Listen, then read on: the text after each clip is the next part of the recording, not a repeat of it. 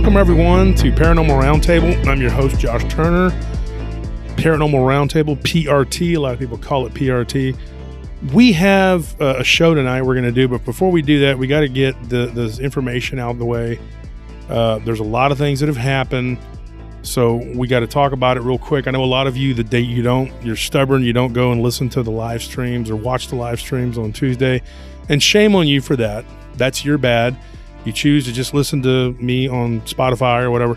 That's fine. I don't have a problem with Spotify, but you're missing out because we usually do 2 or 3 hours show every Tuesday, a live stream, and we put a lot of effort into it. I sit up there and act a fool, and you're missing that. You're not getting to look at me.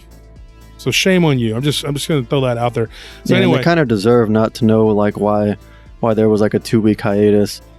If they don't watch the live stream, if they're just on Spotify, then as far as I know, we just disappeared for like a whole week or a whole 2 weeks, whatever it was. Mm-hmm. 3 weeks. So if you don't go to YouTube and hit like and subscribe and watch the live streams, then you probably don't know why that is, and you don't deserve to know. Yeah, you're not gonna know. Yeah. All you know is like, you know how your dog or your cat thinks when you walk outside the door you die? Yeah. And then you come back to life later on the afternoon when you come home from work. That's what you're doing. You're literally a cat or a dog. That's what you know. We're just kidding. Don't get all bunched up. You're more like a weasel. I'm not kidding. Go to YouTube and subscribe. So here we go. We got this show, but let me get to some seriousness here. PRTpodcast.com. That's the website, right, Anthony? Yep.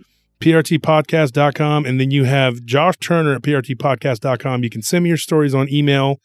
That's a little backed up. The one of the better ways to do it, if you can't get through on that, is to hit me up on Messenger. Now, the way to hit me up on Messenger, send me a friend request on Facebook. Okay, I keep my friend request pretty tight. Okay, I just went in again. It was getting up to almost 3,000, and I cut a bunch of stuff out of there. Are you a listener of PRT? No response, but yet they show that they saw what I said. Goodbye, you're gone. See, that's the thing. I keep my friend list real tight, so that it's only people I know in my real life, whatever, and then people that watch the show or listen to the show, depending on what your preference, whatever. But that you can get in. You can be a friend of mine. If you're a listener to the show, you're in. But let me know that you're a listener of the show, okay? And that's how you get in, and then you can talk to me. Messenger, I try to answer almost everybody. Anthony knows that. We try to answer people. Here's another thing. We have 3 main groups, and then we have a few other satellite groups that we work with. I can't get into all of them. It's take too long, but Paranormal Round Table is the main group. The Paranormal Round Table prayer group that people can send prayer requests to when people are sick, things like that. My wife created that. She runs that. And then she has Paranormal Lounge, and Paranormal Round Table and Paranormal Lounge are not for prayer requests. We made a specific group for that. And then there's Paranormal Encounters run by Tony, by my godson, and then, which is Mushu. They call him Mushu. And then what is the other one? The Paranormal, or PRT fan club, Josh Turner, whatever, which half the people in there think that I'm the country singer, which I'm not. And it's just fun to talk to them. And they think, hey, you're talking to Josh Turner. I'm like, I'm not that guy, right? And then they're like, oh, God, this sucks. And they get out. So anyways, that's what's going on. Phil Stern created that. Chris Clough and him are always in there clowning, cutting up, whatever. And they like to make memes. And one of the memes that they like to make is of a person that's actually going to be on the show tonight. His name is obviously going to be in the on the description, so you know he's here. And that's Barton Nunley. Now, here's the thing. Before we get Barton on and he starts to talk about the things he's going to talk about, we have a couple things that happened this past week. Now, the reason we were off, we had a hiatus, me, Anthony, Nelly, my brother, his son, Zane, all of us all had COVID. We caught it, and we have gotten over it. It's very, very not good stuff, okay? And let me tell you something. It dang near killed me. I'm not going to lie. Me and my wife still got a partially collapsed lung. She's getting better. She's healing slowly. Please, prayers for all that, just we can continue to heal. I'm ready to get back in the gym. I feel terrible. I've lost a bunch of weight, but my muscles look like deflated. Got little spaghetti noodle arms. Would be the time to beat me up if you get here. Yeah, I lost like 10 pounds. Yeah, I lost 17. 17. Let me tell you something. It's bad. It's very bad. Now, I also, though, with this same COVID wave, we lost 2 very good people One of them was my former co-host, Armando Salazar. And he died last Sunday. So you guys listen to this, it'd be the Sunday before last for you guys. And then our very dear friend, me and Barton's good friend, I'm going to introduce Barton Nunley to the show. Johnny Henderson. Can't say enough about the guy. We had a show in the works. Same thing happened with Scott Martis. When Martis died, he didn't die of COVID, but when he died, we were in the works. It was in the process of getting ready to do a show together. We were going to do a show, and then same thing happened. Me and Johnny, we talked, and we talked for like an hour, 2 hours on the phone. It was a long conversation. And we were going to do a little bit of the LBL because he was getting ready to be on Travel Channel for the LBL. And then, we were going to do the Bell Witch together. And then, unfortunately, the Lord took him. He passed of COVID. And, his wife, April, died of cancer back in April. So his children, are left alone in this world now without their mom and dad. It's very, very sad. Elijah and Gabby, and they're good kids. And so we have, you want to talk about that, Bart, about the... Sure. So Johnny, rest his so he didn't have any life insurance or health insurance, and they're facing at least an $8,000 funeral bill for him. So I put up on my Facebook page the link to Johnny's PayPal account. So if anyone has the means to do so and is moved to do so, they can go to my Facebook page and click that account and donate directly to Johnny's family. So the GoFundMe page people usually put up in these circumstances just had too many glitches to work for them, because they only have 3 days to come up with the money to pay for Johnny's burial. Yeah. And so the GoFundMe has, everyone I've ever donated to have always told me and complained about it takes forever to get the money, and they only get half the money, and this and that. So we figured we'd circumnavigate that and just put the Johnny's PayPal account up there. So anyone who wants to help with the funeral expenses for the kids, Dad, you can go to my page and donate through that link. Yeah, and so the thing is, Johnny was a very good guy, and I think he just really missed his wife so much. And I think that he didn't have the will to go on. I mean, and one of the things I'm going to say, folks, about that situation was that when Johnny was sick, and if you get COVID, it's very important that you don't do these things. Don't start to feeling better in the first week or two and then think, oh, I'm good, because you feel better, and then start going to the gym and start living your life like everything's fine. And people do that, and then they relapse. Anthony, he was about a week in, right, Anthony? Then you went and worked 2 shifts, and then you felt like crap for 3 days. Oh, yeah. And it knocked him back. And so you got to be very guarded. Me and Barton's good friend, Lyle Blackburn, he gave me some advice. He said, man, I know you like to lift. He's like, I went in the gym about a week after, got over it. He's like, I like to diet. He said he was so dizzy, almost fell out. And he knows I like to go in there and lift heavy. I like to go in there and do 600 reps on the heavy bag. It's, you can't do all that. You gotta take it easy until you can get fully recovered. Now, folks, this is no joke, okay? Whether you believe in the different theories or whatever, we're not here to debate all that. We're just here to tell you that, you got to take it easy with this thing, okay? It's a real thing. What you believe it is or don't believe it is, we're not here to debate it. Me and Barton have our own theories, and we're not going to get into. But the thing is, people are dying. People are dying from it, and it is no joke. And so, you got 2 children left in the world. Now, here's the thing. I'm going to put up some money to help with the funeral expenses and everything. That you guys, by the time you hear this, it'll already be like past the time, but that'll help the children recoup with the money they have to get, because some people are going to lend and some people are going to, whatever. I'm not going to do that. I'm just going to give, but some people can't. They can't do that. And they say, well, I can let them borrow it to pay for the whatever. And that money that they get will be able to help pay that back. Now, that's how that works. But because you say, well, it's already going to be too late, but that will help them recoup their money because they don't have a lot of money. Yeah, it's never too late. To help someone. No. And Elijah, I hope he's got Cryptid Studies Institute. I hope he continues to do that, and I'm going to work with him. I'm going to work with him on the Bell Witch now since his dad has passed away, and God rest his soul. And so that being said, I got Barton on the show. Me and Barton, let me give you a little bit of history. We'll get into that. And I promise I'll let Barton speak in a minute. Barton and me, just so you know, I reached out to Barton about 2-3 years ago. And he was very nice, a very respectful guy, and I didn't know me from Adam. And I said, Barton, this is Josh Turner, and I have a show that I'm getting. I think I was getting ready to make it or something.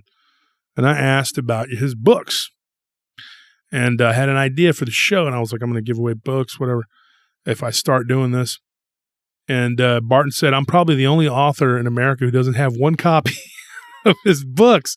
And he sent me that back, and he was very polite. And he said, I'm so sorry, I don't have any, but you can get them off of Amazon, whatever. I said, well, that'll help. That's fine. I can get some books, but I want you to sign them. And then, so we talked a little bit, and then just kind of lost touch. I just kind of went on and moved on. Didn't correspond much after that.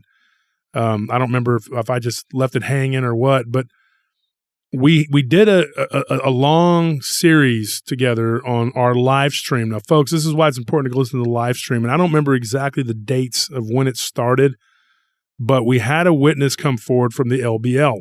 Now, Barton has done a bunch of work on the LBL, the Land Between the Lakes.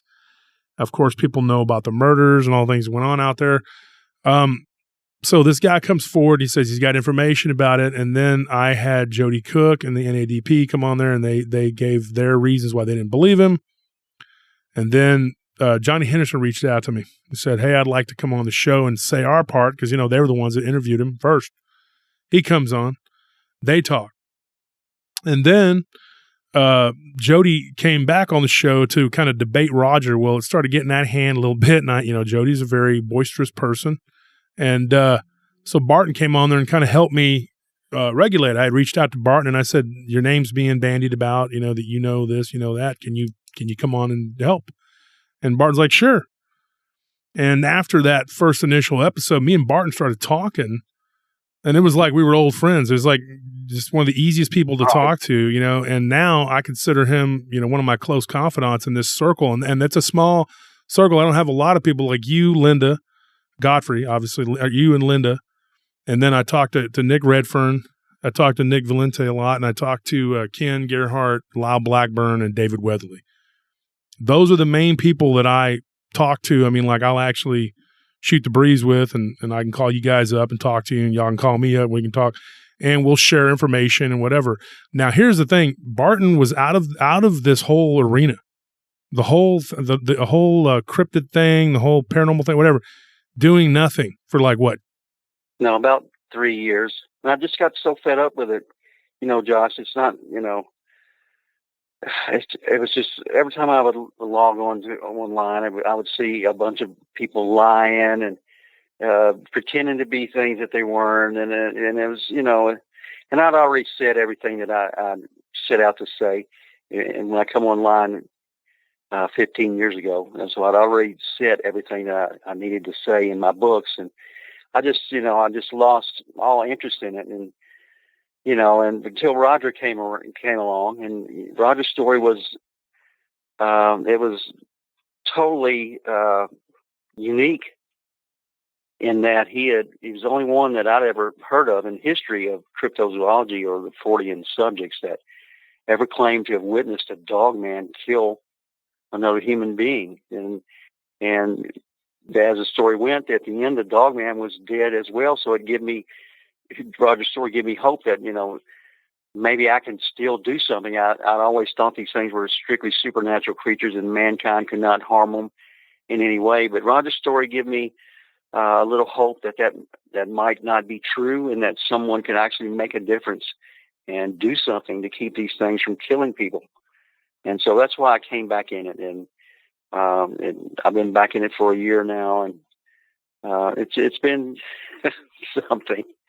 Man, Barton, I thought it was longer than that because when me and you had corresponded, it was over 2 years ago. And I'm pretty sure the first time. Yeah. And I remember you saying, "No, I've been out of it for years," because you just got fed up, and you weren't really doing anything, writing books or anything. Right. Well, 2018 is when I decided to stop, but I'm still writing my final cryptid book, The Spostfield Monster, which is a story of my own family. It happened to us back in 1975 in Henderson, Kentucky, but I'm still working on that. But other than that, I was really done, for years. So, Roger really gets the credit for bringing me back into this. And since then I've been down to LBL 2 or 3 times with Nightmare, trying to get these things to come out, but they just don't seem to want to come out and face me, Josh. And for those that don't know, Nightmare is his, that's his trusty, he's got like a toothpick that he always keeps in his mouth when he goes and it's a pocket knife. And when the Dogman comes, he says, "Hey, get out of here!" And he flicks him in the face with it, and that's his plan. He's going to slap him. Right. Well, but thanks to Roger's story, I'm back in it and still going, moving forward with my plans, despite all this COVID mess that's going around. It makes it hard to do, but I've still gotten out several times and met with Johnny Henderson and Mark Maycheck down in LBL, and me and Johnny and my wife and Gabby and Elijah all got covered in ticks together. And I'll tell you what, there's not very many researchers in this country that can say they come out with Barton Nunley and got covered with ticks with him, because I usually don't associate with anyone, right? So Johnny Henderson was one of the few that could say that, and unfortunately we just lost him. It was a terrible blow to the cryptid community, because he was doing some really good work over at Cryptid Studies Institute, him and Elijah both. And I have talked to Elijah. My wife and I went down and visited Elijah and Gabby the day that Johnny died, and Elijah he does plan to continue with the Cryptid Studies Institute and putting up content. Yeah, that's good. That's what he thinks. That's what Johnny would have wanted him to do, is he carry on. And Elijah's talented. He's very talented. He's a very, very compelling speaker. You just want to listen to him. He has that kind of voice that you just, feel comfortable listening to all the time. So, I just pray that everything's going to be all right for them, and that people will step up and help these kids in the time of need, because they're really, really special kids. Both of them are really special and talented. And the thing about this too, folks, we don't know how many episodes this is going to make, because we're not sure yet, but we have action figures that are being made, and Barton and Lyle are right now my 2 partners in that endeavor. And they're doing it just because it's fun. They want to, it's a fun thing. I'm doing it to help promote the show. And it's fun. I like action figures. Who doesn't? And Charlie Perez is the mastermind behind that, and he's working with us. And so there's 3 action figures so far of Barton. We're going to give away one during the course of this, when we post this show to the Paranormal Round Table group page. When we send the link on there, we're going to pick a comment out of there, and one of you guys is going to, each episode, you're going to get a Barton Nunley. We're going to give away a Barton Nunley book. But one person of those is going to get an action figure, a Barton Nunley action figure. There's going to be 3, one for him, one for me, and then the third one's going to be to a random person, a fan of the show, and you're going to get the legend, Barton Nunley. Nightmare is his sword, by the way. That's not a toothpick. We're joking around. People are going to go, our toothpick. People take things literal, but Nightmare is his sword. And now I feel honored that you invited me, you and Johnny both, multiple times, to come out there and roll around and get ticks with y'all. And I was just kind of like, you promised me. Every cryptozoologist or paranormal investigator should experience getting their body covered in ticks at least one time in their life. Getting Lyme disease. It's like a damn horror movie. It's a horror movie, right? It's terrible. But it's something that, it has to be put up with if you want to get out in the field and do actual boots on the ground research in these places that all these extraordinary events are alleged to have happened, right? You can't do it from the car. You can't drive around. There's the area down there in this road here and never get out of the car. You have to, get out and put your boots on the ground and really dig around and look. And so that's how it's done. Well, and the thing, I talked to Nick Redfern the other day about this, and we were talking because Redfern is a very, very prolific author. If anybody doesn't know, he's giving me some pointers on he's kind of coaching me on how to write my book. He helped you actually get Inhumanoids published. Great guy. Great guy. Yeah, we've been friends for about 15 years, right? And if you like the Inhumanoids, then you can thank Nick Redfern for being able to read that book, because every publisher in the United States that I sent the manuscript to loved the book, but hated my conclusions at the end. And every one of them, without fail, said, we'd love to publish this book. We'll give you so much money to publish this book, but you have to take out the last 3 or 4 pages. And I said, no, the book is the book. I mean, that's what I wrote, and I'm not changing anything. So it's strictly rejection for a couple of years, right? And I'd already really given up on trying to get the book ever published. I thought it was a really good book. It turned out really, really well, I thought. And but I'd given up on ever seeing it published until Nick Redfern, he calls me up and says, hey, Bart, I got a friend in the UK that he's a book publisher and he loves his stuff. It's Jonathan Downs is his name. And send me the manuscript and I'll forward it on to him and we'll see what he says. And so that's what I did. And it wasn't a week later that Jonathan Downs was contacting me. He says, I love this book. It's top 5 of all time. And we want to publish it. I can't say enough about that book. Yeah, okay, that sounds great, John. But is there a but in there? Because every other one said, but you have to take out the ending of it, right? All your conclusions have to be taken out.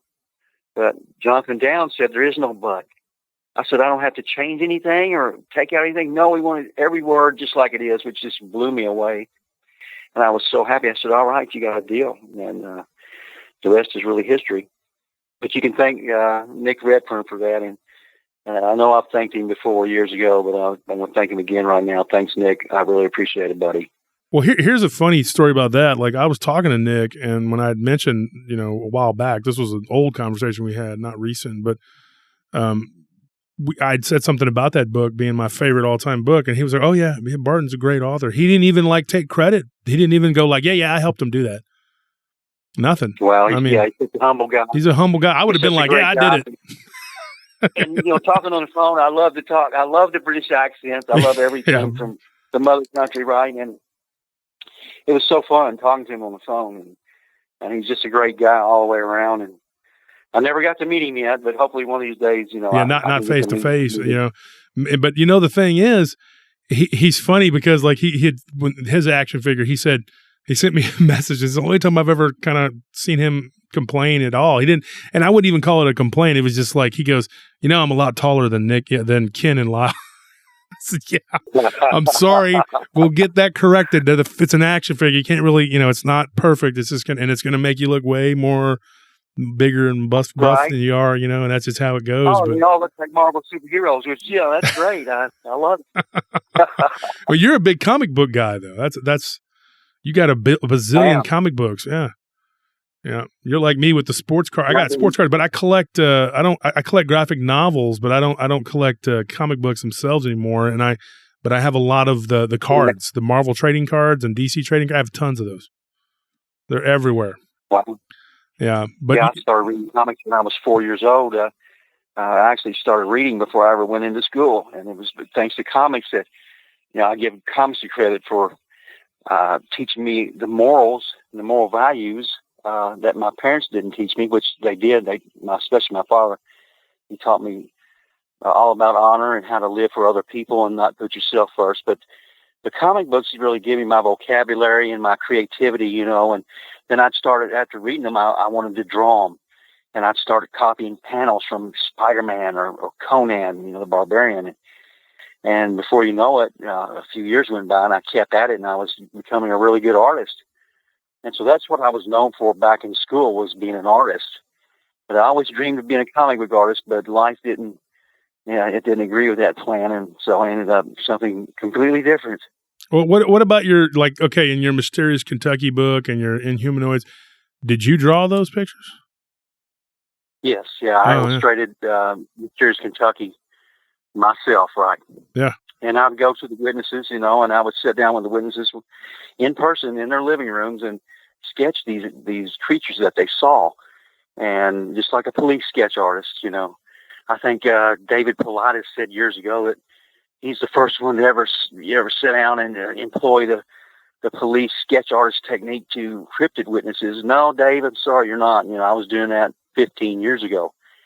And the witnesses that I couldn't meet in person, we would do it via email. I would start with a sketch, after a basic description, and send them the sketch, and they would say, this needs to be changed, that needs to be changed, this needs to look like that. And we'd keep doing that until eventually I sent the email that they said, okay, that's perfect. And when I got to that point, I'd always tell them, okay, you think it's perfect, but if there was one thing that you could change, one thing that would make it look more like what you saw, what would it be? And I would only stop when they said I wouldn't change anything. So that's when the sketch was complete. So that's the way I've done it. And I've been doing it for 15 years now. And you had the Mysterious Kentucky book. Okay. A lot's been said about the Inhumanoids. Like, I'm going to tell you guys right now, it ain't in the top 5. It is my favorite book. And I'm not saying that because you're on my show. I like Ken, Nick, Lyle, Linda, and David. All got great books. I've read some of Paulides' books too. I like, but the thing is, Lon Strickler. I like all of them. But the thing is, that one particular book, Inhumanoids, was my favorite book. Now, you told me, you kept telling me, and I'm a very busy guy, but you kept getting on me saying, hey, read that Mysterious Kentucky book. You're going to, so I said, okay. So I started reading the book and I read most of it. But here's the thing about that Mysterious Kentucky book. That really showcases your talent as an author, and it made me so angry because I'm sitting there looking at this book and going, I'm never going to be as good as this. And I'm so mad about that. It was my first attempt. And it was so good. Well, thanks, brother. But I have a writing background, not professionally, but I've written short stories my whole life, all during school, and comic books, so I was no stranger to writing. I didn't just jump in and write well. I've been writing. It's good. It's great. Years, it's awesome. Years writing. So, but I appreciate you saying that. It really means a lot to me. Well, Barton, I'm going to tell you something. Not just you're a friend, and all you guys are my friends, but I like that Inhumanoids was my reference guide. And I'll tell you something. I'll tell you a quick story. I had sold. Okay, you're going to think this is crazy. That book at one point on Amazon was going for crazy. You couldn't find it. I don't know what was going on. It was probably 10 years ago, trying to find it, or however long ago it was, several years ago. And so I was like, I had lost the book. And it was, like I said, it was crazy on Amazon. Yeah, I do. And so I was trying to find it. Yeah, and I've had it for years. And so I got so mad because my nephews, they were like, hey, they came to me like Huey, Dewey, and Louie, and they're all like, hey, Uncle Wolf, you got too many books. You got 1,000 books in the house, taking up all this room. You got them in our bedrooms. You got them everywhere. And I'm like, what's wrong with that? And they're like, well, there's a lot. We have no room. There's no room. We have to get rid of some books. So I took literally half of my books. I took 580 something books. I'm not joking, folks. Took them to half price books, got about $2 for all of them. Made me so mad, but I had to get rid of them. I had too many books. And so then I was one day I was looking at my shelf and I was like, where is that Inhumanoids book? And I was looking, and I started tearing up the whole house. I took books off of my shelves and I had all my people helping me do it. There was about 6 people there just tearing up my house looking for that book, for your book. Then I gave up. So I went to Amazon. They wanted like $100 and something. I'm going, what in the heck is going on? So I went to eBay. And it was the original that I couldn't get that book's original, whatever. So I was so mad about that. It must have been about 10 years ago. 10 years ago, at least. Because 5 years ago, about 5 or 6 years ago, they were selling for $5,000 and $6,000 a copy on Amazon. This was about 10 years ago. I couldn't believe how much they were going for. People are spending $5,000 for this a book. And, wow, I couldn't believe it. It just blew my mind. But the thing of that is the contract between me and the British publisher didn't work out. too well. So, I terminated the contract. So that book was not available for years. And until finally I got another publisher who wanted to publish it, right? So it wasn't available for years. And, there are no signed copies of that first edition out there. There's only like 4 of them. And I sent one to Lauren Coleman. I sent one to Linda Godfrey. And I sent one to Mary Green. And all those were signed. And as far as I know, those are the only signed copies out there. But you cannot buy that book today at any price on any outlet. You just can't do it. And Nobody's I have selling them. I have it, and I'm proud to say that I have it. And Barton, that book, you know how I found it? You know where I found it? I have these deep bookshelves that I get really nice, like they're like cherry wood, whatever. I have these really nice bookshelves. They had fallen, it had gotten behind. So one day we were doing a deep clean, and my brother goes, "Hey, isn't this humanoid?" He called it humanoids. This is a humanoid book you were screaming about a few months ago. He always says things so eloquently about me.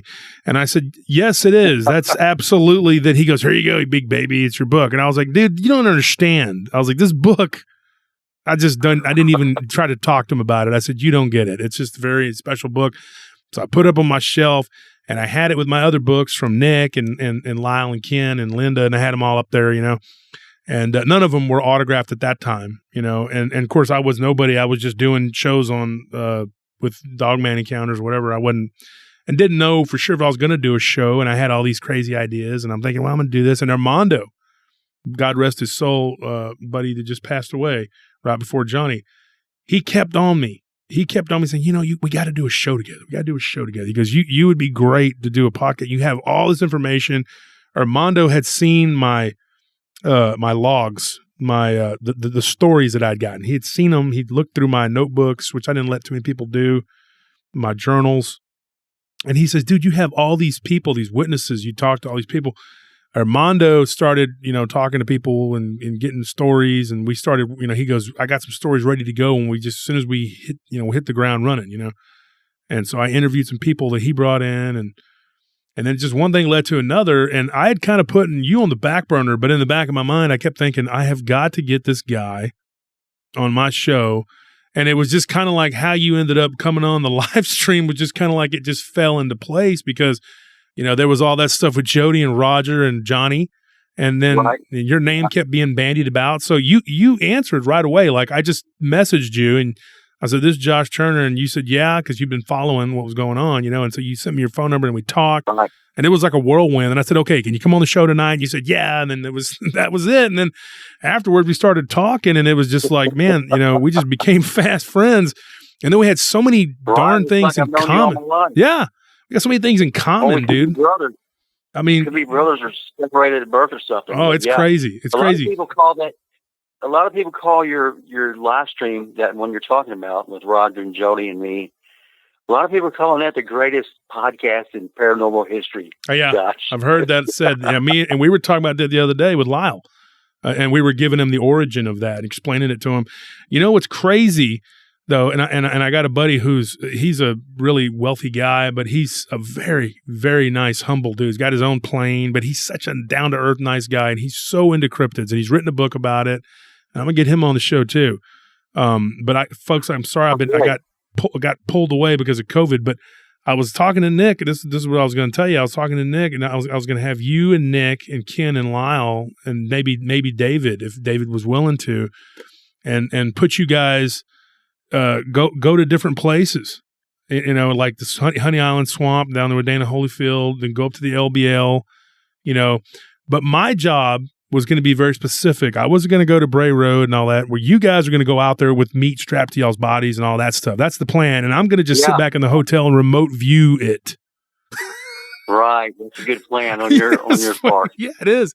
And when I told I'll tell you what, I'd go anywhere, and if it was practical for me to do so, which is not. I have a job. I'm really a slave to my job. You know how it is, Josh, and you have to go with what puts bread on your table and pays your rent and pays your bills. And so I've never looked at the cryptid work like that.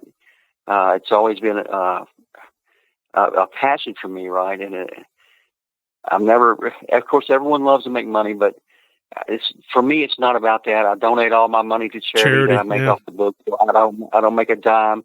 So if I only wish that I was smart enough to get 10 copies of that first edition in Humanoids and we'll sign each and sell each for $10,000 each, and I could help so many people. Well, then what we need to do, now that I have a bunch of copies that are signed of the what is it, second, third edition, whatever, I'll send you that first edition, and I'll let you sign it, and then we can sell it, and we can donate the money to charity. There you go. Well, that'd be great, Josh. You're a great man, for thinking that. Because I don't need that. I have the other books now. I don't need that one because I couldn't get another copy of it. That was my big problem. I mean, right? No one could. You want to spend thousands of dollars, and so you have the second edition, which is much better than the first, honestly, in my opinion. So my publisher Ash Staunton really did a great job with editing that manuscript, and he. It was such a mess because I'd already been out of it for years, and then he wanted to publish Mysterious Kentucky and Mysterious Kentucky 2 and Bigfoot in Kentucky, my other books. And really, my manuscripts were a mess. We had to piece them back together piece by piece, and he did such a great job, and I'm so proud of the work that he's done for me. And that Mysterious Kentucky blew my mind. I couldn't believe. Now I know why you were pestering me, getting on to me about reading it. You were chastising me. Yeah. Folks, he was cussing me out. Let's put it that way. He was like, "You son of a b, you better read that book." Yeah. And right. To know me, you have to read Mysterious Kentucky because that's where I put all my personal encounters and with all these things. It's pretty epic. Unlike a lot of other people, I have personal experience with just about everything that I write about. I've never seen a Dogman, but I've seen 5 or 6 different cryptids on about 13 different occasions, right? So, and I've seen a Thunderbird. I've seen black panthers. I've seen Bigfoot. I've seen aquatic anomalies that I don't have any clue what they are. I saw what was probably a dire wolf. And, most of these other writers, as much as I love them and respect them, they don't have that perspective. They've been looking for these things all their lives and writing about their quest for the cryptids. But I've seen them, dude. I've experienced that, and it was not because of anything. Everybody said, "Oh, you must be psychic," or things like that fall around certain people. No, I'm just an average guy. Really, I am. There's nothing special about me. The reason I would have been so fortunate in my cryptid encounters is because of where I was born and raised. Henderson, Kentucky, and it's full of everything that's anything unexplained. All the unexplained phenomena are right here, and I didn't have to go very far to find them. Right, so basically out my back door, and I've lived in 3 places in my life back then. In my younger days, all 3 were haunted, and all 3 we had ongoing UFO activity, and ongoing Bigfoot activity. All at the same place at the same time. So that's very common. Right. And so people think, well, oh my gosh, you can't use one mystery to explain another. That's just some kind of logical fallacy. But if it's true, it's not. If it's true, it's the truth, right? So what are the chances of UFOs, Bigfoot, ghosts, and Black Panthers all hanging around the same location at the same time if there is no correlation between those phenomena? There has to be some connection there. And I believe that there is. And I believe that they're all basically coming from the same, they're just different manifestations coming from the same source. Most of the ones that I've seen, and I'm not talking about the ones that the government are producing now with their chimera experiments that they're doing, which is, I think, what Roger ran into was one of those wolf-man hybrids, right? And so purely physical, purely created in a genetic laboratory and capable of being harmed or killed by us. But the other ones are, I know, such as Bigfoot, there's no way that we can kill one of those things. There's no way. If we could have killed one of those things, it would have happened back in 1975 in Spostfield, and the mystery would have been solved for 50 years now. Let me say something. You might find me out in LBL. You might find me out there with a nightmare, because you're not. And the only reason I'd take Nightmare and my other weapons, my primitive weapons, is because they don't allow you to have handguns in a national park like that. Yeah. So if I could, I would take my guns, but since I can't, I would take my primitive weapons, which probably would be more effective anyway, because I've listened to stories countless times over and over again how people have shot these things and the bullets have little or no effect at all.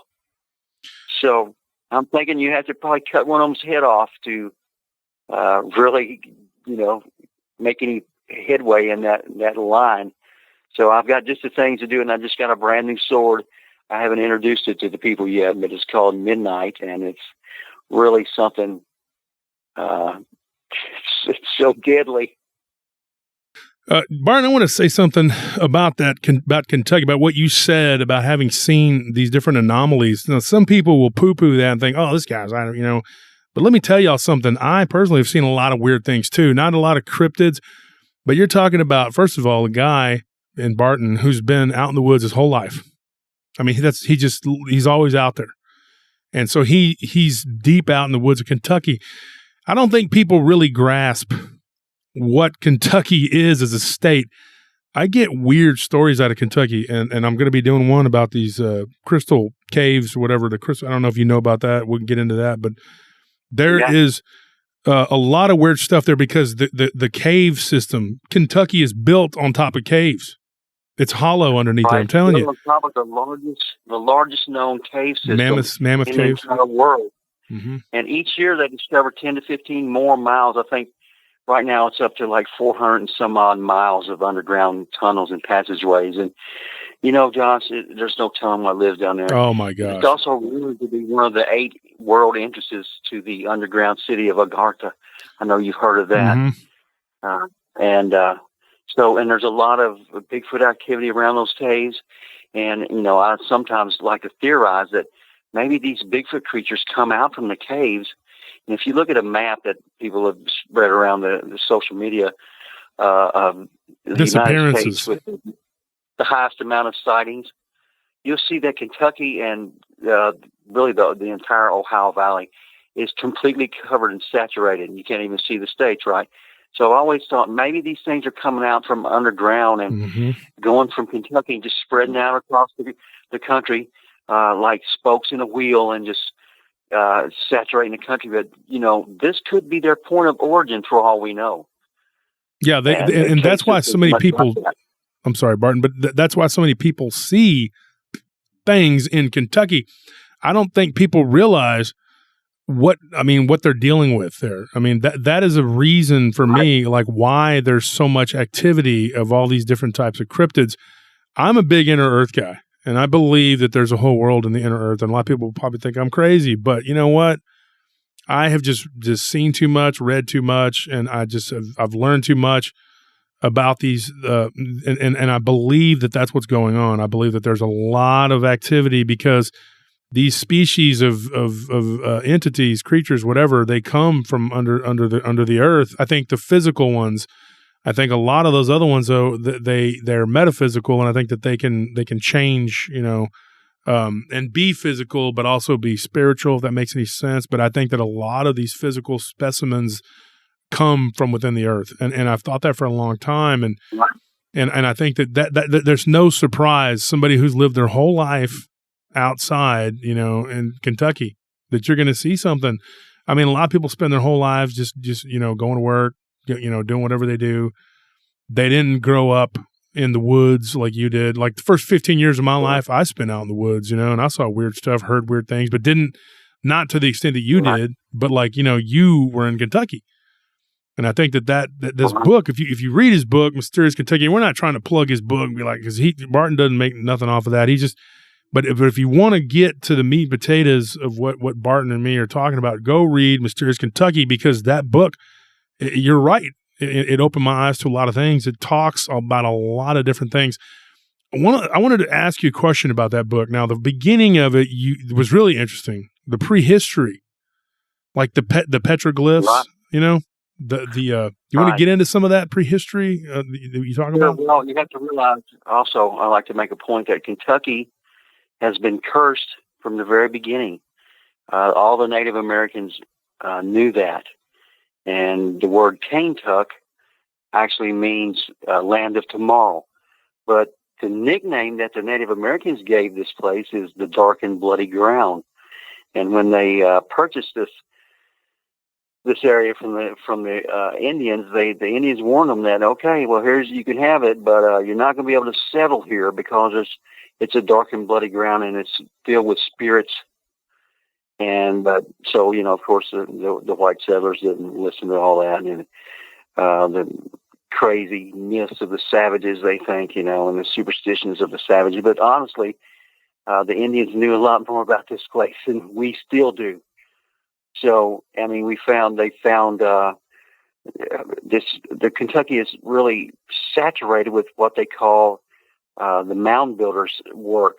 And they thought it was Native American burial mounds until they started opening up these Native American burial mounds in the late 1800s and early 1900s, and started finding all kinds of crazy stuff there, like giant skeletons, Viking warriors with swords and shields, and Romans, and Roman coins, Hebrew coins. So everything you can think of, any unexplained phenomena has happened and can be experienced here in the Bluegrass State. It's every one of them. And once you finish reading Mysterious Kentucky, you'll see that I've experienced a lot. I've seen a portal. A lot of people don't believe in portals. So you say portal, and they're like, "Oh, this guy's crazy." Automatically turn off what they're listening to, or put the book down. But I've seen them, and the Spostfield monster, the best witness that we had, which was our neighbor down the road, who came to save us every time these things started terrorizing us, because the state police wouldn't respond to our calls anymore. But he actually saw these creatures walking in and out of portals on 3 different occasions, and he described the portals as an area of, it looked like heat coming off a summer highway, right? Heat rising up off the road. And there would be just the heat there, and then suddenly one of these things would step out, and later on they would go right back into the portal and disappear. So this guy's a Baptist minister, and he's the hero of the Spostfield monster story. When everybody will know this when I finally get the book done, but he's the one that came out and helped us. And when things were really bad, he would come out and escort us off the property, right? To when we go to my grandmother's house, Mama Nunnelly's house, and we'd stay for a day or two, and then they'd come back. But the state police stopped responding to our calls after about 7 or 8 times. They thought we were crazy. So explain to the audience what you're dealing with, what you were dealing with. Well, we were dealing with with 8 to 10 foot tall, hairy creatures that came up on our property and killed every single one of our farm animals. How old were you, Barton? I was 9 years old, and it was 1975. This is the first time you'd ever dealt with anything like that? No, the first time we'd ever dealt with anything like that. So Mount Ridge Road was what we called the Hughes farm. It was owned by a man named Shorty Hughes, and he rented it to Dad really cheap. So Dad had promised to raise a big truck patch, is what they called back then, which is a vegetable garden, and let Shorty come and take his pick of all the stuff there. But the first run-ins we had with anything crazy was in 1971 when we lived at the Boose farm, and this was just like the Mount Ridge Road location. It was right on the banks of the Green River, surrounded by Indian burial mounds, Indian artifacts, right? And so we lived there, and I was 5 years old. And one night we were sitting in the kitchen, so we didn't have a living room. It was a little bitty, house. We never had much. We were dirt poor, and Dad he had glaucoma and had a monthly pension check coming in, and that's what we existed on. And we would move in a house for so long, and he would finally, not be able to pay the rent, and we'd get evicted, and we had to go somewhere cheap, which was always down in the bottomlands of Western Kentucky. Cheap rent. Nobody really wants to live there, but that's how we lived back then. And the Boose farm was on the banks of the Green River, and surrounded by woods and Indian burial mounds. And we're sitting in the kitchen watching TV one night, and my older sister, she's 2 years older than me, Diona, she screamed out. And everybody's like, "What's the matter?" And she pointed to the window and said, there was a face looking in the window at me. And Dad said, "Well, what did it look like?" And she said, "Frankenstein, Daddy." So it had, what I take from that is it had heavy brow ridge, like the Boris Karloff Frankenstein. Oh, yeah. He had the heavy brow ridge there. So I was thinking that's what she was talking about. But anyway, Dad grabbed a shotgun. We always had a shotgun.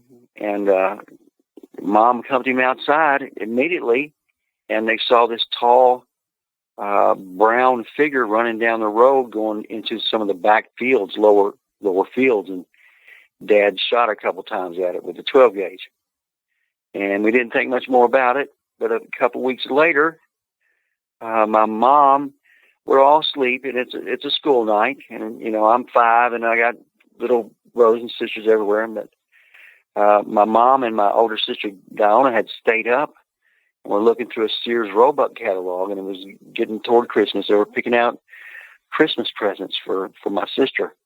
And my mom noticed out the window a red glow coming inside the window. So she went to the window and looked and saw a flying saucer come down from the sky and land back behind one of our old barns.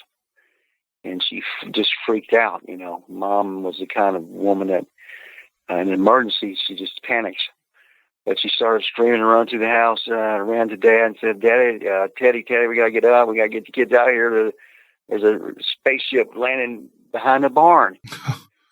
It was totally, bizarre, but I remember it like it was yesterday. So Dad gets up and said, "Get the kids dressed. All the kids, wake them up and get dressed." And my little brother, Victor, he wouldn't wake up. He just refused to wake up. So Mom had to spank him to get him awake.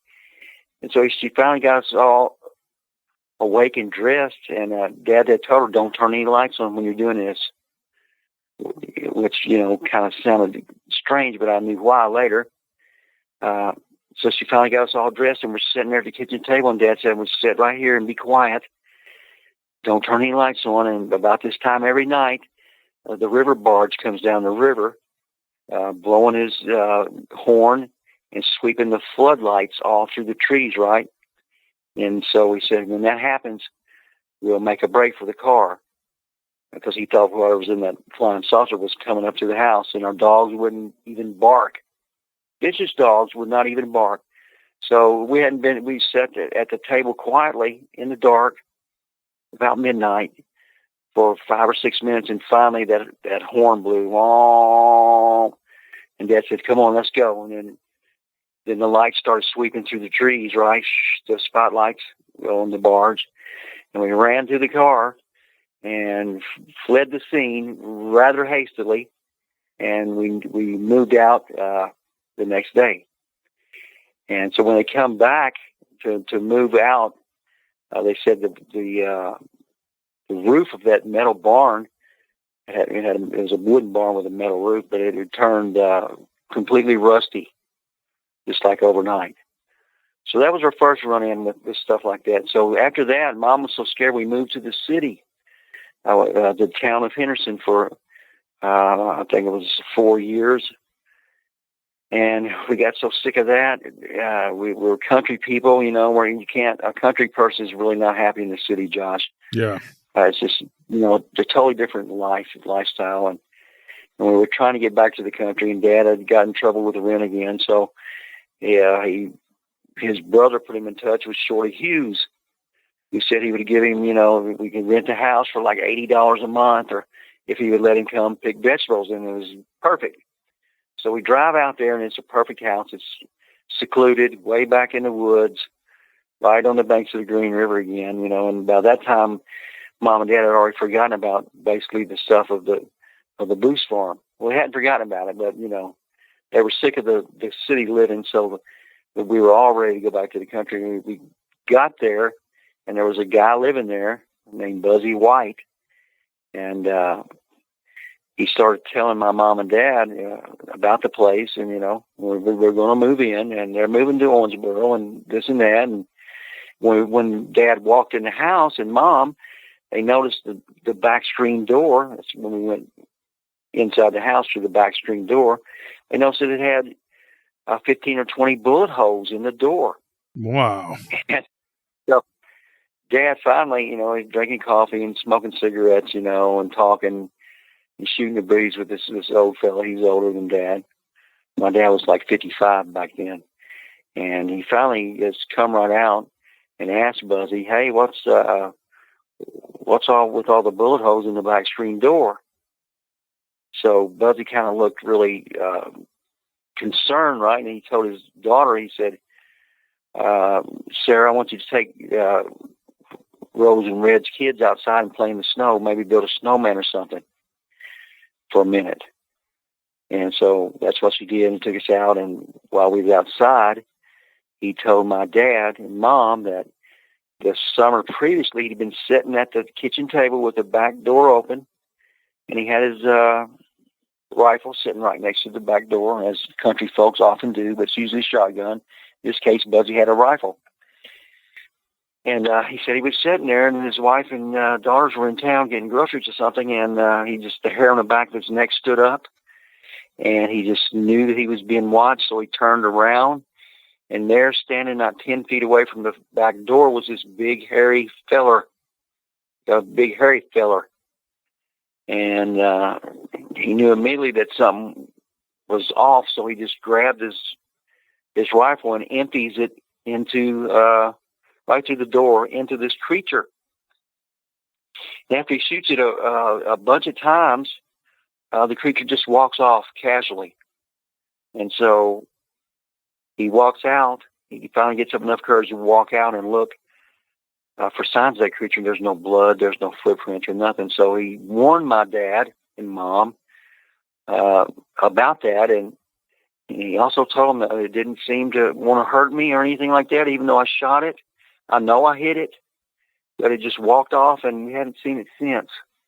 So Dad wasn't worried. He said, "Well, we've already had experience with the brown men before over at the Boost Farm, and they're scared of shotguns, so it's not going to be a problem." So we went ahead and moved into the house, and it was, believe me, it was a big problem. And eventually, 11 months later, the things terrorized so bad that we had to leave the house and move back to the city. So this thing would kill all our animals, Josh. And the strange thing was, my mom saw it and really good, and my brother saw it really good in the daylight. And the strange thing was that the thing wouldn't eat the meat of the animals. We found like 8 or 9 dead dogs out there, a pig, and it killed our pony. It strangled our pony to death with its own tether, and it killed one of our goats. But the animals that we found, it would just bring like neighboring dogs up into our property and lay it in our fields where we would find it. But it was strangely mutilated, and it was like they were sliced from their throats to their groins. All the guts, soft tissues were scooped out, and the tongues and eyeballs were gone. They were removed as well, but all the meat just laid right there. And they would not decompose. No carrion bird would light on them. No fly would even land on these dogs, and they just laid there for months and months and months until they finally decomposed. But it was really strange things that happened there. And then we knew the creatures were bad, because if they were really shy and retiring, and didn't want anybody to find them, just want to be left alone. Now, I hear that so many times, and I'm so sick of that. Hearing that, because these things could just went on down the river a ways and no one would ever see them. But no, they came up to our house to terrorize us almost nightly and killed all of our animals. So to me, that's an evil action by an evil creature. So we stayed in the city for 10 more years. We made it 10 more years because we were really just tired of dealing with the unexplained and weird, bizarre stuff that happened to us. But my mom and dad got a divorce 3 months after we left the Mountain Ridge Road area. And we were shipped up to Hobart, Indiana for a few months to live with our half-sister. And we finally made it all back. And 10 years later, we got another house, out in the country. And this was probably the worst of all. This was so hot. It was the most haunted house I've ever lived in, and to this day I cannot stand. You know, I'll go out and I'll hunt the Dogman with my sword Nightmare, but I don't want to be involved in no haunted houses at all in any capacity. I don't want to go in one. You know, I don't even like reading about them, honestly. It's something that I don't mess with that. Funny, you know, we were talking off air, and you mentioned that about the show I did on Travel Channel. Yeah, right. It's a great show. You did a great job. You and Scorpion, is that his name? Yeah. Yeah, did a great job. But you know, that tells you right there, like when you're inside of a building like that with who knows what, you know, Scorp was more worried about what was inside that building than what was outside that building. And you know, that area where we were at, and I can't really give it away because, you know, that was a client that we dealt with about 2 or 3 times, and we don't want to destroy that relationship. But there were Dogman sightings, Bigfoot sightings in that area. More Dogman, but there were some Bigfoot we got. And I told Scorp, I was like, wow. you know, I didn't say that. Yeah. Yeah, and you know, I told Scorp, I said, were you scared when you were walking down the road? Because on the show, it shows him like sitting out in front of the church, but actually he was kind of running down the road. Again, I guess he was going to try and make it to the main road, which getting to the main road was miles. And it was a lot further out than we actually said on either on the show we did on the PRT or on the Travel Channel, you know. And those guys at Travel Channel like, hey, we really want to do that episode, and we were the first episode, and then we were the first story of the first episode of the new season. So first segment, first segment. Yeah, we got first segment or whatever. And I've brought them witnesses. They've used some of the people. I've sent them people. But you know, when I picked him up, he was running down that road, and I made a joke years later. I was like, "Weren't you afraid of Dogman?" He goes, "I wasn't even thinking about Dogman." He goes, "I was just thinking about getting away from whatever the heck was there." And you know, and then of course I took my turn, and then my business partner took his turn afterwards, which I didn't really talk about. And you know, during the interview we actually talked about his, you know, what he had happened to him, but they didn't really get into it. I can tell you right now that when you're dealing with that supernatural, demonic, whatever, you just want to get the heck away from it. You might jump in the water with sharks to get away from it just because it's so right. Yeah, it just gets on you, and it's like it sticks to you, you know? Yeah, well, the interesting thing about it, the Reese farm, and the one I was just telling you about, the one we moved in, it was the most haunted. We had so many things happen there.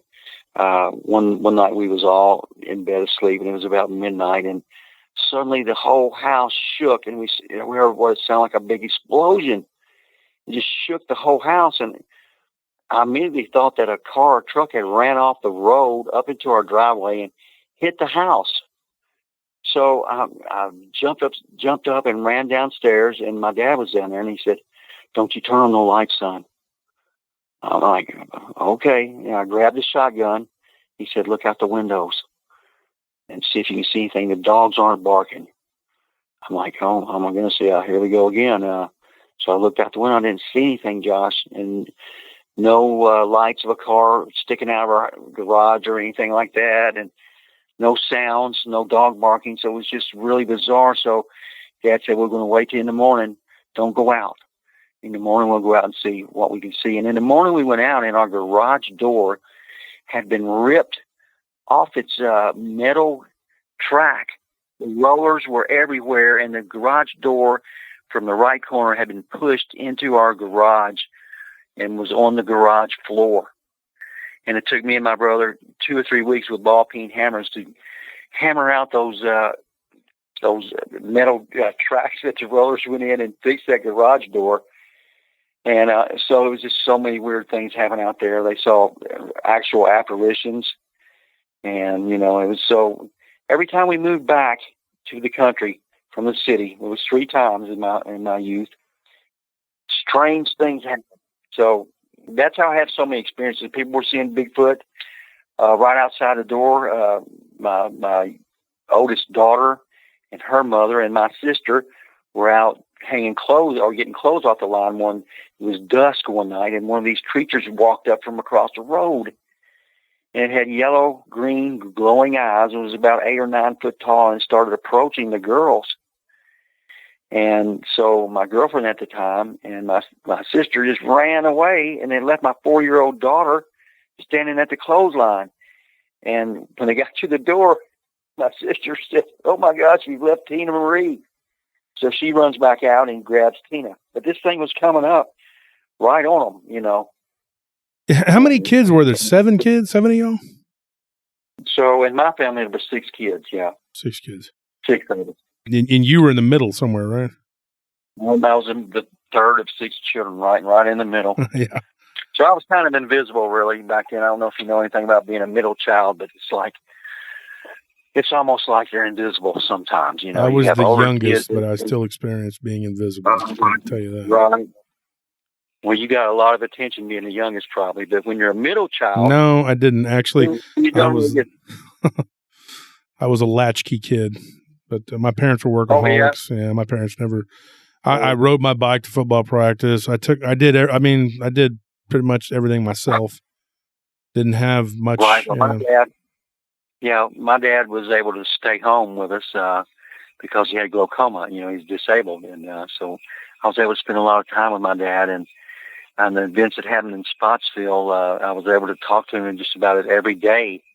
And you know, that's what I don't remember myself, he remembered. And so the story that I wrote of the Spostfield Monster, which I've never wrote a complete story with all the details in it. I wrote a manuscript for TV, a screenplay for one of my best friends. You know, he did the Blair Witch Project about 20 years ago, and he made the movie Exist about Bigfoot. But I wrote this for him, and it was the most complete telling of that tale that I've ever wrote. But you have to realize that I was writing it for a small-time production company with a very limited budget. So the book is going to be quite a bit different. It's going to have all the details in it that I could not put in to the screenplay. So I met my buddy at my 30th high school reunion, and he asked me to do that. And so I spent a year working on that screenplay, and it was 321 pages. So I called him up and said, "Okay, I'm finally done with the screenplay." He said, "Okay, how long is it?" I said, 321 pages. He said, "Oh my God, no."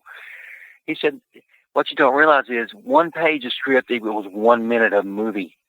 So we can't have anything over an hour and a half, an hour and 20 minutes, an hour and 30 minutes at the most. 90 pages." I'm like, 90 pages? You mean I've got to scrap 2/3 of the screenplay? He said, "Yeah." So now with this book, I'm going to get the chance to put in all the detail, and a lot of it that I haven't revealed yet because I've only written, condensed versions of that story. It was so much to it, but hopefully soon I'll be done and people will be able to read what really happened in Spostfield, Kentucky in 1975, and it's very frightening. That's crazy. That was the year I was born. I'm going to tell you something that on your Mysterious Kentucky, the volume 1, okay? Because there's 2 volumes, folks. I don't know if you know, there's Mysterious Kentucky volume 1 and 2. And I'm not going to get into like every encounter you had in there, because there's a lot, but there was a part where you guys were in the river and and this giant thing surfaced to the water. Do you want to tell that story? Because that's pretty crazy. There's a story like that in the San Gabriel River where I'm from, but go ahead. So the water monster with the giant turtle. Yeah. Which one are you talking about? The size of a Volkswagen. Yes. So we're all sitting there fishing. And keep in mind, anybody can make stuff up and say it. If there's no other witnesses, there's no one to refute their word or contradict what they're saying. Yep. Every time that I saw anything. You had people with you. As far as cryptid goes, I was with multiple witnesses. Me multiple. Too. Yep. So there was 10 or 12 of us fishing in the Howell River. And, we're all having a good time and fishing, catching some catfish. And we noticed this big blob-looking thing floating down the river. It was going really kind of slow. And it wasn't but about 70 or 80 feet from the bank that we were at. And so it floats languidly by us. And everybody's going, "What in the world is that?" It was covered in about 3 inches of moss. Right, it was a roundish looking object, but it wasn't completely covered with the moss. There were patches that were not covered, and in the clear patches, I could see what looked like a turtle shell pattern. And I said, "Oh my gosh, that's a turtle!" And everybody's like, "Oh, you're crazy! You know, turtles don't ever get that big. It's no way." And about that time, the turtle sticks out its head from its shell and looks around real slow, looks around again, and withdraws its head and just floats on down the river. And everybody was sitting there with their mouths agape and like, "Oh my gosh, you're right, Bart. It was a turtle." This turtle was as big as a Volkswagen, at least. That's crazy. Never seen anything like it. It had to be so old. The moss and stuff that was growing on its back was just looked ancient. So, yeah, there's things in the Ohio River that I thank the Lord that, you know, I used to swim in the Ohio and Green River when I was a kid, and I thank the Lord that I'm still alive now, and I never would let my kids do that, because I've seen things in those rivers that could take a person under, and they'll never be back. seen or come again. They're just gone. I've seen things, you know, I've seen something, two things fighting. I was going across the Spostfield Bridge one day back in the 90s, and it's about 70, 75 feet down to the water, and it was just about the dawn, and I look over in the water, and there's these two things making some just huge splashes in the water. So I slow down, and I look at it, and they're about 15 feet long each, whatever they are, and long and slender. And I mean, they were really going to town, and the water was just splashing everywhere. It was just strange. I don't know what they are or what they were, still don't. And I've seen things swimming in the river in broad daylight. I have no clue what it is or was. Still don't. So I've seen things that swim. I've seen things that have walked and crawled, and I've seen things that fly in the air, all right here in Henderson County, Kentucky. And it's all true. And I realized when I was writing this book, how truthful do I want to be? You know, each cryptid sighting that I write down in this book is going to make me look less credible. But you know what? It's the truth. So I chose the truth over popularity or credibility or reputation. And I've been that way ever since my whole life. I don't really care what people think about me. I had no reputation to protect when I first started writing, and I still don't, as far as I'm concerned. My only goal is to tell the truth as best I can, and what other people, what the readers do with that information is their own decision. I can't have any control over that. They'll either accept it or deny it, as is their want, you know. So, but everything that I wrote in that book, despite how it makes me look, everything was true, and that's the thing about me. I will never lie about any of this stuff. Never. I'm totally against liars. I'm totally against thieves. I'm totally against, you know, people that pretend to be things that they're not. So everything that I write is 100% authentic, and that's where I say I can bring a little bit different perspective to this genre, this field, yeah, niche writing than a lot of my colleagues and friends that I respect so much. You know, they've really never seen anything, but then I've seen so many things. It's really crazy to think about how many cryptids that I've encountered. I've encountered at least 6 different cryptids on about 12 or 13 different occasions. And I've seen black panthers 3 times. I've seen the water monsters 3 or 4 times. You know, I've seen the dire wolf. I saw the pteranodon flying in the sky, and that's an interesting thing there. But I'll tell you one thing, Josh. I'll tell you, since your listeners might want to hear this, one of the scariest things I've ever seen or happened to me. And that's all the time we have for this week, folks. We're going to leave you all on a cliffhanger. If y'all want to hear the rest of Barton Nunley's personal cryptid encounters, you'll have to tune in again next week for the second of this, what's going to be a 3-part series. So thank you for tuning in tonight, and we hope to see y'all for this Tuesday's live stream, and then next Friday for part 2, and the Friday after that for part 3. Thank you for joining us, and good night.